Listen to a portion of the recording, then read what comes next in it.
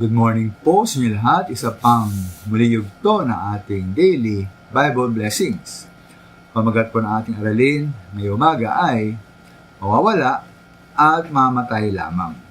Mawawala at mamatay lamang. Ayon po sa isa, ang malimit daw at higit nating kinalulungkot ay hindi po ang mga bagay na ating nagawa.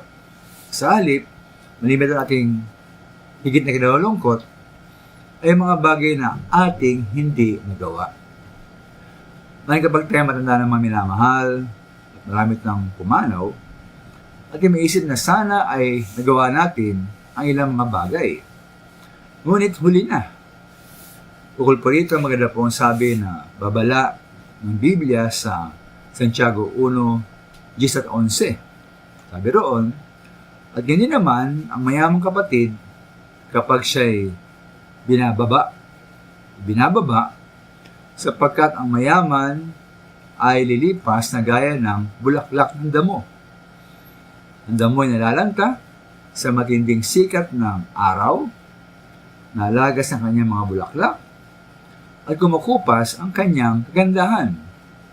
Ganyan naman ang mayaman ay mamatay sa gitna ng kanyang mga kaabalahan.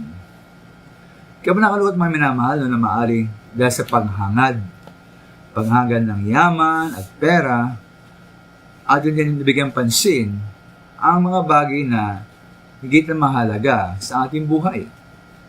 Halimbawa, tulad po ng pagsunod sa mga utos at kalooban ng ating Diyos, paglingkod sa Kanya, at pagtulong sa Kanyang gawain. At rin po ang paglago sa ating buhay spiritual, bumunga ng mabuting pag-uugali, mga mabuting gawa, at makaluluwang ating po sanang nadala sa ating Panginoon. Mari pong ating napabayaan din ang ating pag-ugnayan sa ating pamilya, sa ating mga kaibigan, sa kapatiran, sa iglesia. Ngayon tayo nakapag-reach out sa mga hindi ligtas. At bakit? Dahil ating nga pong iniisip ay kung paano magkapera, paano yumaman, at paano mag-enjoy sa ating buhay. Kung paano mapasaya ang ating sarili.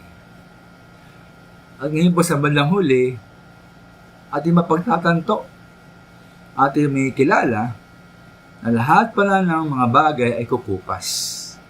Lahat ay mawawala. At tayo ay mamatay. Ano kaya po ang naging kabuluhan ng ating buhay? Maraming salamat.